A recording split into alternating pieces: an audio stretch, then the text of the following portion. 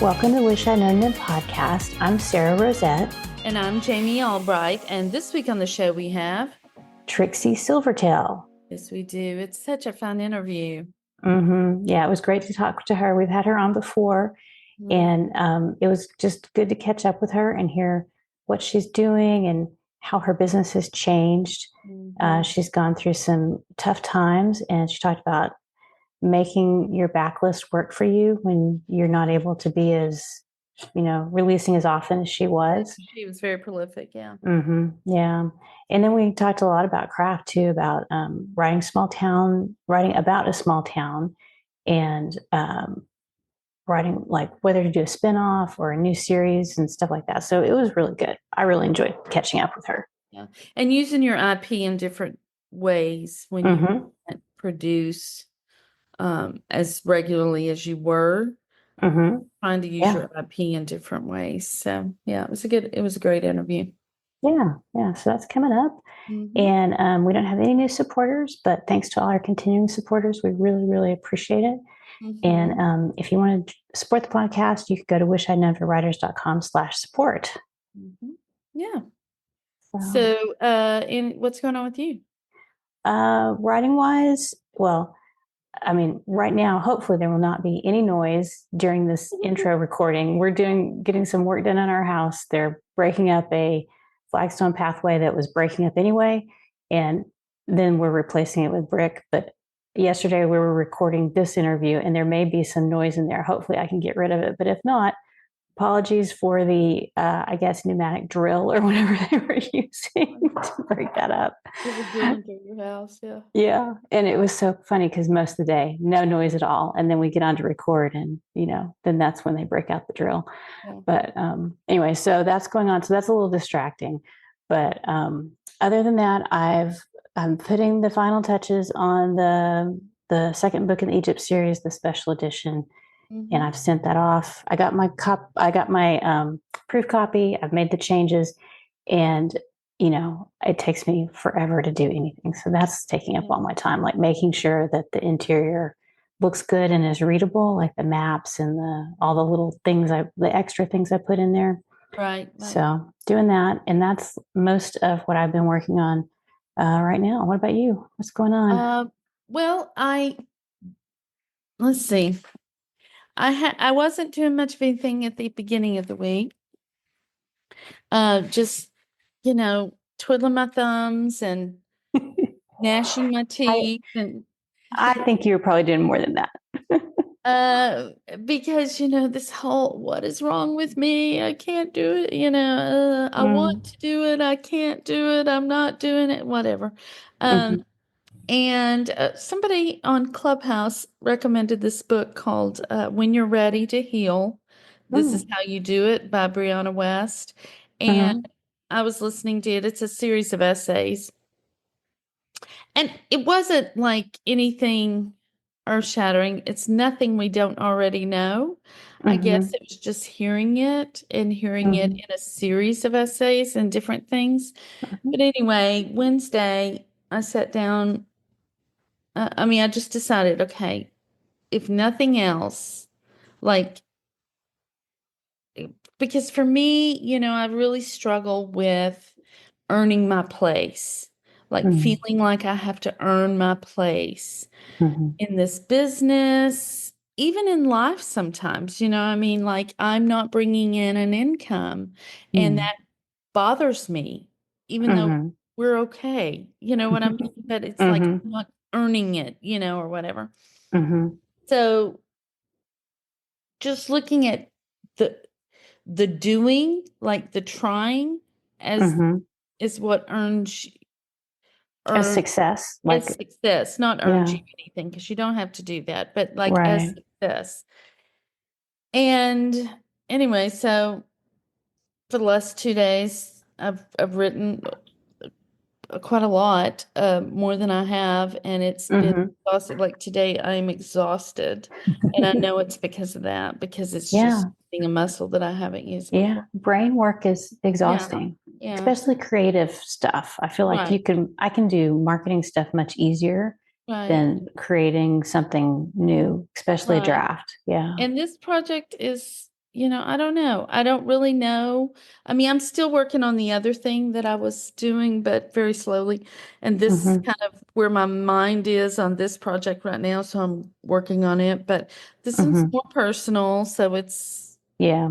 it's a little more draining. And Mm-hmm. um, but yeah, I mean, if you're struggling, not just with grief, with anything, this book and series of essays is really great. It's really Mm-hmm. great, and Mm-hmm. so I highly recommend it. And That's so that's good to all I've know. been Yeah. doing. Yeah. Yeah. Well, I think that it's good that, like, a lot of times if we can figure out, like, I think that's one thing that strengths in the Enneagram are really good at, helping you identify things that you struggle with, or that either you're good at, or that you're in a basement for strengths. Mhm. And then once I've identified them, I'm like, oh, okay, now I know, I can recognize that in my life and say, okay, this is Yeah. why I feel this way. It Right. gives me a And way to mhm. kind of deal with it now that I understand it better. Right. And I did meet with Claire last week, and we did. And that high judgment of myself, just Yeah. really harshly judging myself. And Hmm. and in these essays she does In talk ways that you would never do for anybody else, right? You're no, just no, way not harder at on all. yourself. Yeah, Yeah. yeah, Yeah. We exactly. all do that, I think, too. Yeah.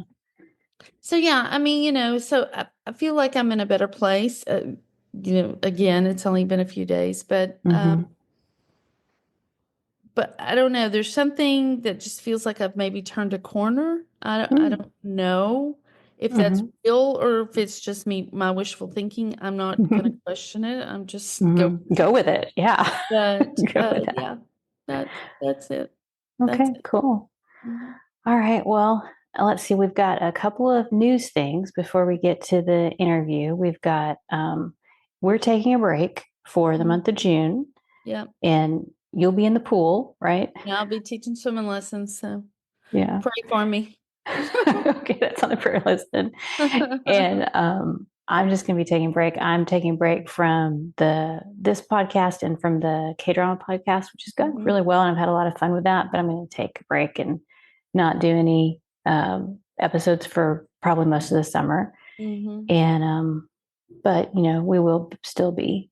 We'll catch up in July, and it's not like we're going away forever. So we Yeah. will be back. And oh, the other news thing is, if you're listening today, the day this comes out, and it's early in the day, if you want to listen to my interview on the Spark Story Summit, which is an online conference that you can sign up for, it's free today if you sign up. And then the recordings are free for 24 hours Mhm. after they've gone live. So if you're listening to this, on the day this podcast comes out, you can sign It's up. May 28th. Yeah. Yeah, May 28th, and at 1 p.m. And I'll have a link in the show notes. That's an affiliate link to sign up for that. And then you can, if you're listening to this later and you are interested in this, you can still sign up later. And there's a discounted rate until May 26th, I think, of $67. And the speaker list has a lot of familiar names in it, like Leslie Penelope, Janice Hardy, Daniel Wilcox, Stacy Juba, Kat Caldwell. So there's lots of knowledge Mhm. in there Yeah. if you're interested, if you need some help to get your story started, or just to restart and get a story down on paper. So that is today as this comes out. And then we also have a link for InkersCon. Yeah. The digital. Yeah. Yeah. So And yeah, so you can sign up for that. There'll be a link. It's an affiliate link. It's Jamie 25, and you mhm, get $50 off your registration. Um, mhm. and then it is going, what are the dates, Sarah? It runs until you can sign up with that link until the 20th, June 20th. June And the 20th. conference is actually June 7th through the 20th, and it's all digital, all online as well. And that InkersCon is one of our favorites. Yep. So Yep. so So you you can can get sign up that there. You there. can use that link and both links, and we'd appreciate it. Yeah. All right. Well, I think that's everything, All right? right. Well, So let's we get on should with get the on. interview. All And right. we'll Yeah. see you guys in July. Yes. All right. Here's Trixie. We're really excited to have Trixie Silvertale back. Hi, Trixie. How are you? Hi, thank you so much for having me. I We're appreciate it. so glad you're here. Yeah, I like hanging out with you guys. We like it too. Here, let me read your bio in case somebody missed the first time you were on the podcast. We'll put that link in the show notes, but let me read your bio for anybody who's new. USA Today bestselling author Trixie Silvertale grew up reading an endless supply of Lillian Jackson Braun, Hardy Boys, and Nancy Drew novels. She loves the amateur sleuths and cozy mysteries and obsesses about all things paranormal. These two passions unite in her Mitzi Moon mysteries and her Harper and Moon investigation series. I love that. Well, give us a quick update on what's happened since you were last on our podcast.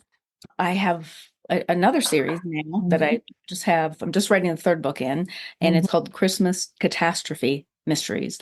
So I'm just doing one a year. I'm just doing a Christmas one every year. Yeah, wow, that's great. Which is fun because it's totally new and different. I know both of, but for listeners, I had a very personal tragedy in my immediate family that affected my writing very deeply. And I took a long break. I was fortunate in that I had a couple of manuscripts in the can, per se. And that kind of kept me afloat last year. And then I decided I had just started that brand new series at the end of, when did I start that?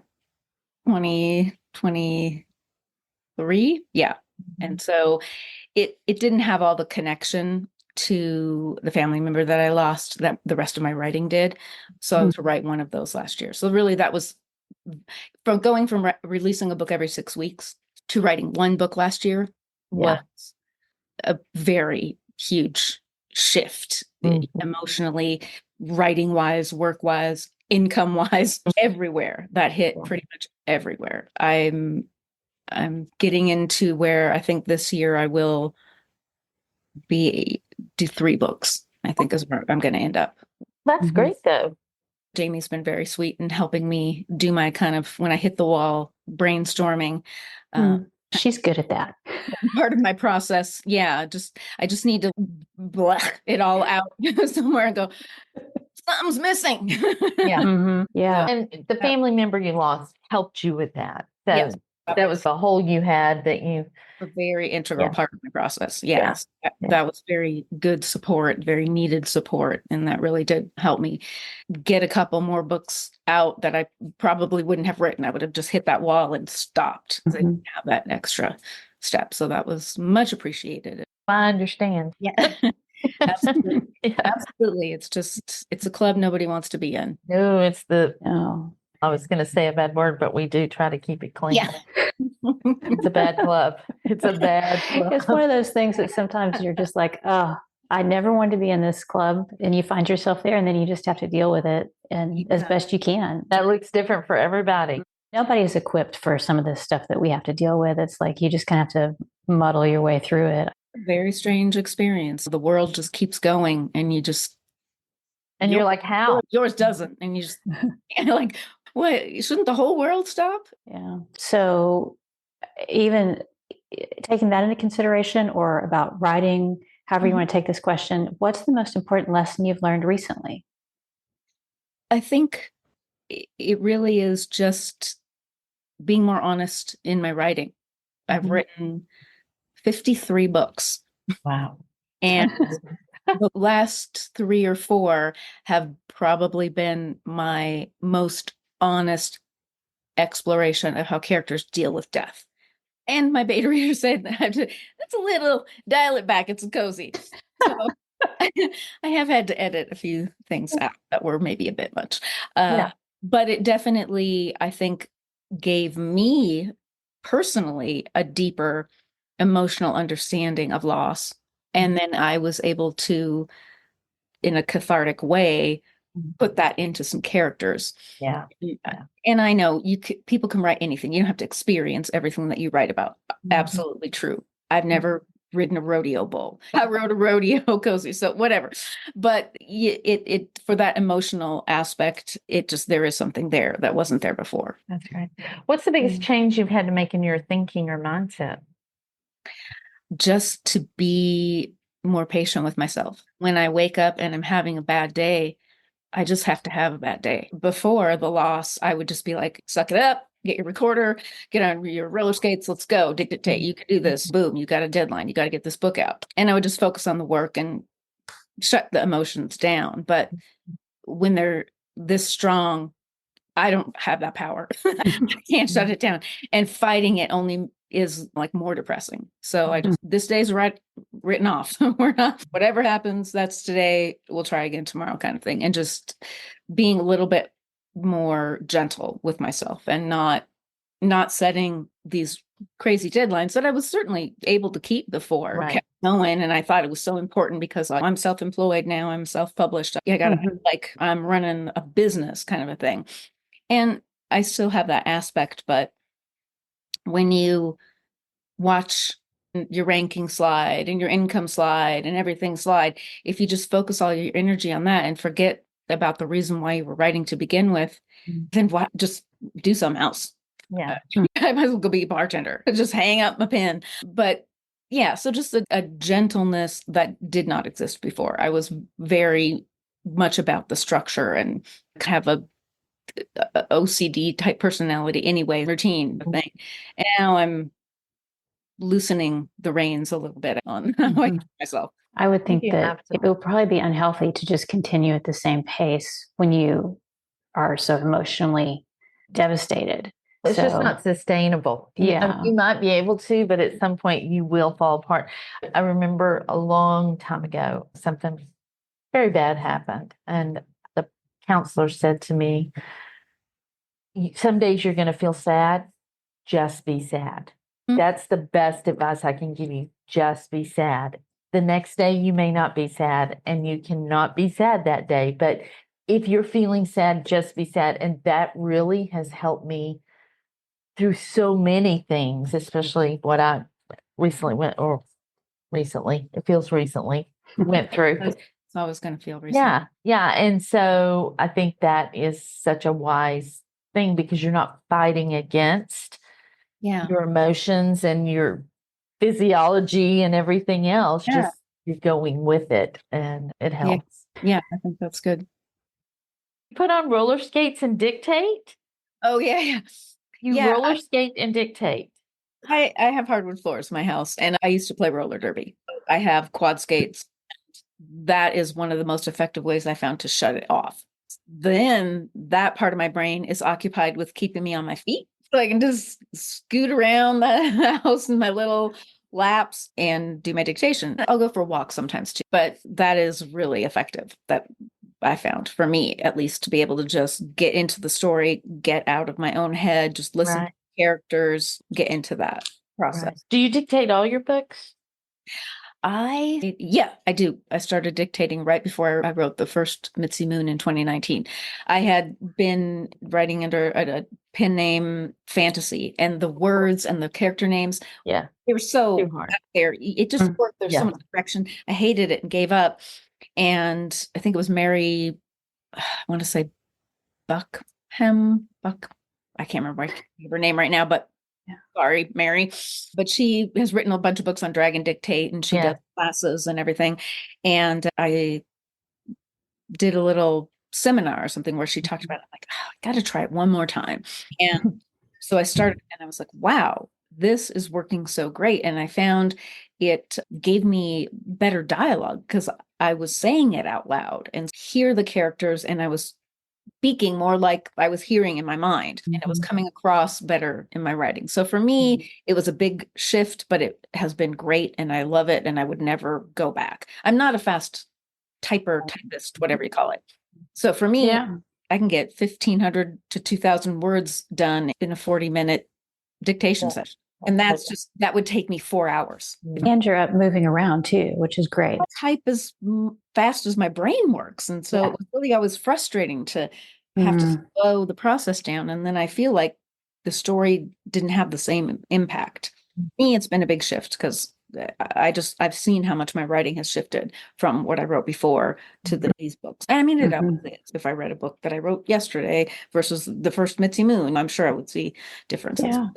Yeah. That's why it's a craft, right? You don't just start out as an expert. You're always learning, changing, and your life experiences affect your writing, and it's a process. And that's what I enjoy about it. So one of our questions is, has your business model changed recently? You talked about how you went from releasing every 6 weeks to releasing maybe a book, maybe 3 a year. Any other things that have changed along with that you've cut back on or transitioned out of? I did have to move some of my goals and change some things around, just some funds available. So, they're that. But I've tried to, because I'm not writing as much, I've tried to think about how I can take what I've written Right.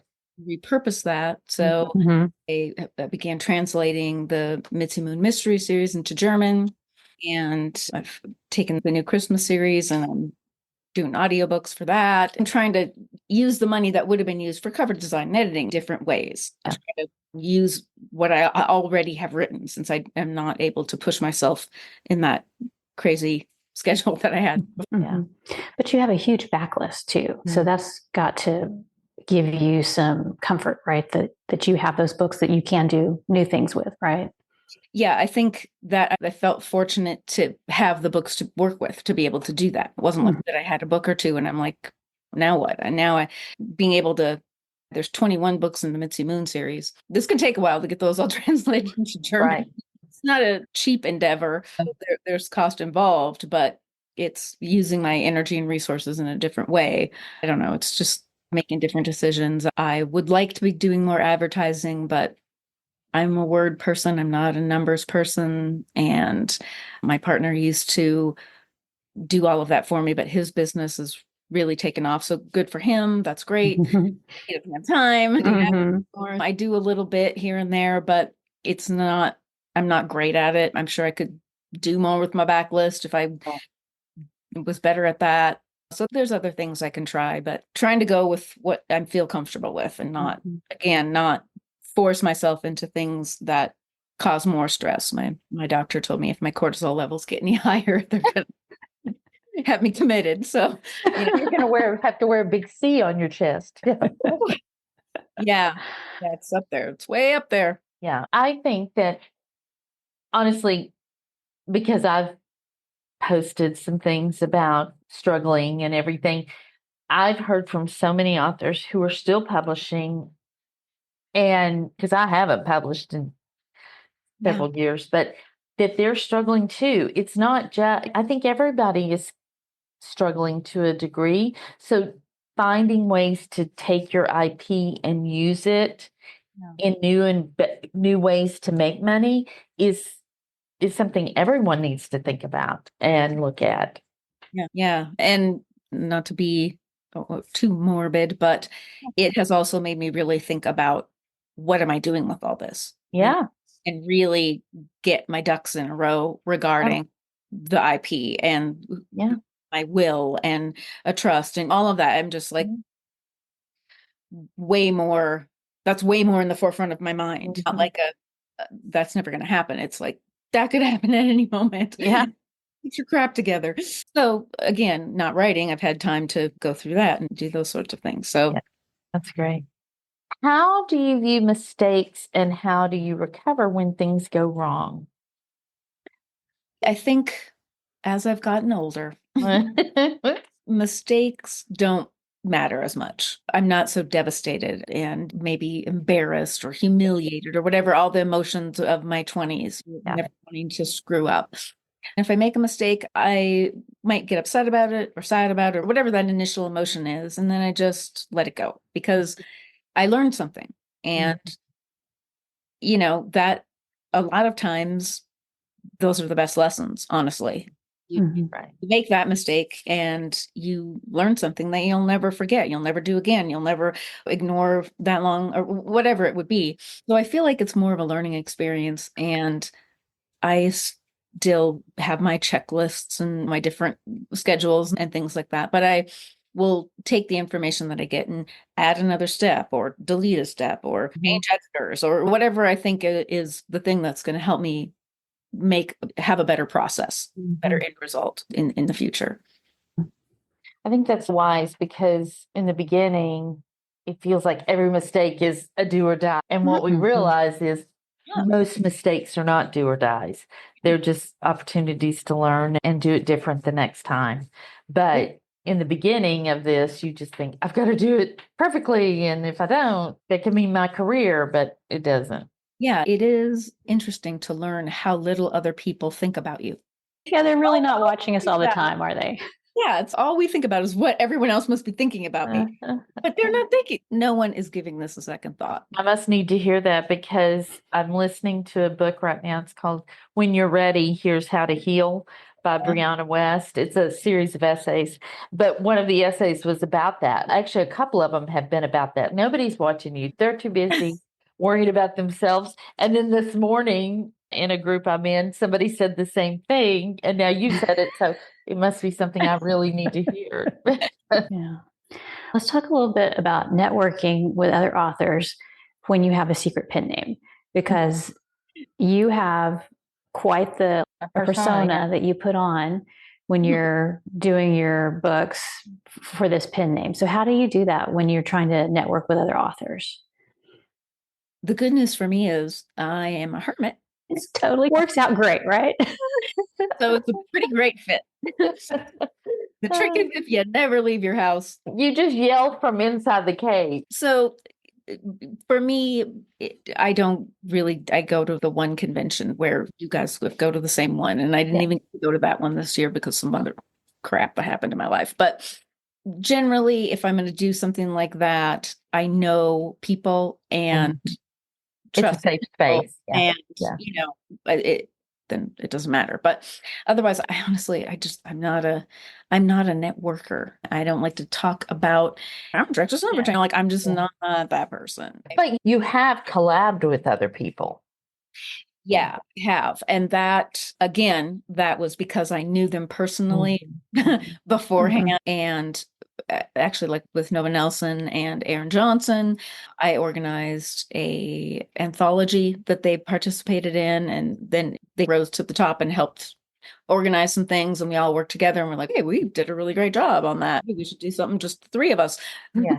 We did most of the work, and that turned out great. We wrote a 9-book series together, each of us writing 3, each 3 a year. I think we did for 3 years. So that worked really great. I did another one where, again, it was somebody who I had met, it might have been at 20 books, but I haven't done 20 books in a really long time. So I'm not sure now that I think about it. Might have been through, actually, I think she was in one of the anthologies as well, now that I get back to thinking about that. But that particular one, I was like, I'll write all the first drafts and then I'll just hand them off. So in the one that I did with Nova and Aaron, we each wrote our own book. We shared minor characters, and we shared the world that we would use each year. And then we'd shift, because it was a Renaissance fair base, we'd shift to another fair location. In neither of those collaborations were, I'll write a chapter, then you write a chapter, then I'll write a chapter. I don't play well with others in the sandbox. It's like, I write the whole first draft. You played roller derby. Yeah. Yeah. I'll write all the first drafts. I give it to you, do whatever you want. But the back and forth thing when people are like, oh, we write together, we get and we brainstorm, and I'm just like, oh, couldn't do it. Because I just have my own little process. So I enjoyed that style of collaboration in both of those 2 instances, which were different, but the same in that I had control over my writing process. Right. Yeah, we agreed on marketing, we agreed on covers, we agreed on whatever. But there was still that autonomy, which is why I picked a solo career. But I think you make a good point that if you go into a collaboration, it should be in a way that you feel comfortable. If they're asking you to do something that's completely outside your comfort zone, that might not be the best collaboration for you, because you will probably end up being miserable. I'm speaking to the general you, not you specifically, but yeah, but I have before I even moved to Arizona, so this would have been late 90s. I was doing different collaborations. None of them went anywhere. Yeah. In every instance, I had that gut feeling in the beginning, like this, for whatever, this person's so pushy, I'm never going to get any say in this project, or this isn't going to work. I can't rely on them. They never meet deadlines, whatever it was. I had that right up front, and I ignored it. Never happened anyway. So I just follow my instinct and use that energy somewhere else. So I do now. that's good. Ooh, I have the shut it down. Yeah. And once you've gone through something like you and I have gone through, you learn to shut that down pretty fast. I don't have the extra And energy. I need every little drop of juice I got to get Yeah. out of bed in the morning. Yeah. What do you wish you'd known about starting a new series, like a spin-off versus a completely new series? Which is easier? That is interesting because I have a spinoff series, Mitzi Moon series. So there's 21 books there. Then I have the spinoff series, Harper and Moon Investigations. That's a prequel. And the 7th book will be coming out this year. Even though I'm counting the prequel books into that spinoff, I still wonder if I should have spun it off or not. Because spoiler alert, they get engaged at the end of the series. And it felt like a natural progression of, I think it could have worked, but I liked the idea of having a different series, having a different point of entry. And then when I did the brand new Christmas Catastrophe Mysteries, that was totally unrelated to anything I'd ever written before. Brand new character, brand new world, brand new everything. And it was, I don't know, I don't think one was easier than the other. For me, that creation part of it is very interesting, and thinking about the character and thinking about the town they live in and the stores that are there and who they interact with and if they have a friend or if they're this or whatever. All of those little factors are very interesting and keep me engaged. I don't know. I like that I did a spinoff. Again, maybe it could have worked either way. I don't know. But I enjoyed that as much as I did creating the new series. I think people think a spinoff might be easier because you're taking familiar characters and just, but what I think a lot of people don't understand is a spinoff is really a creation of a whole new world. Yeah. If you're going to do a spinoff correctly, it really is like a new project. It is. And you have to have enough of a shift to justify spinning it off. So for me, it was the life event changing. One of the main characters has a complete career shift. So to me, that changed the whole dynamic of how they were solving the crimes. But it is different. And you have to think of what's something new and interesting and you can throw in here that wasn't in those previous 21 books. You got to shift something else. For me, I went from having in Mitzi Moon, it's female sleuth centered, main character centered. It's all about her. She solves everything. Her little help with her ghost ma and her wise little caracal sidekick. But then when we shifted into Harper and Moon Investigations, now her and her partner have to have some equality in what happens. So then I had to think about maybe I need to write some chapters from his perspective. And so that shifted the dynamic of who uncovers clues and what happens. What if I take her out of the picture? Can they still solve the crime? And you keep your audience if you take her out of the picture. Playing with all of those different variables. That's great. But keep yourself interested. That's what I was going to say. There's enough of a change that it keeps it interesting and new. Is that true for you? Yeah, I think for me, I wanted to do something different. And there are a couple books in the Mitzi Moon series where she's kidnapped or she's unconscious or whatever. And I had to write a couple chapters from the sheriff's perspective. And there was good response to that.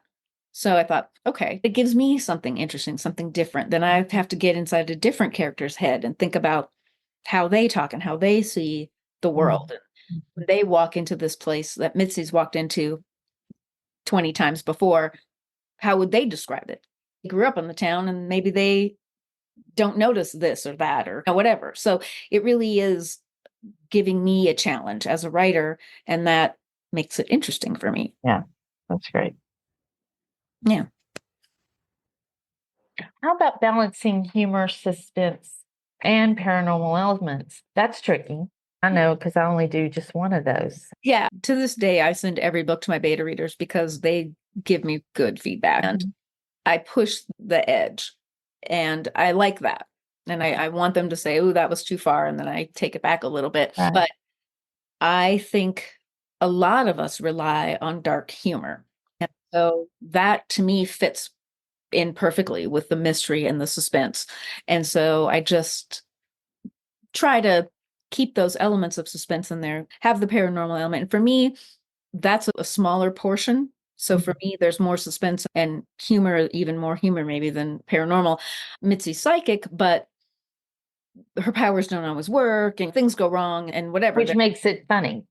And they Takes have it back to the have humor. to Yeah. do some actual sleuthing kind of thing. Mhm. And the ghost that's in there is trapped in the bookshop. It's not like she can run around all over town and tell her, Right. go here, find this. They did Right. that. There's some limitations to the paranormal element, which I like because it's more of the feeling like it could happen in real life. Right. And once in a while, I'll let my paranormal thing get away from me because I like it.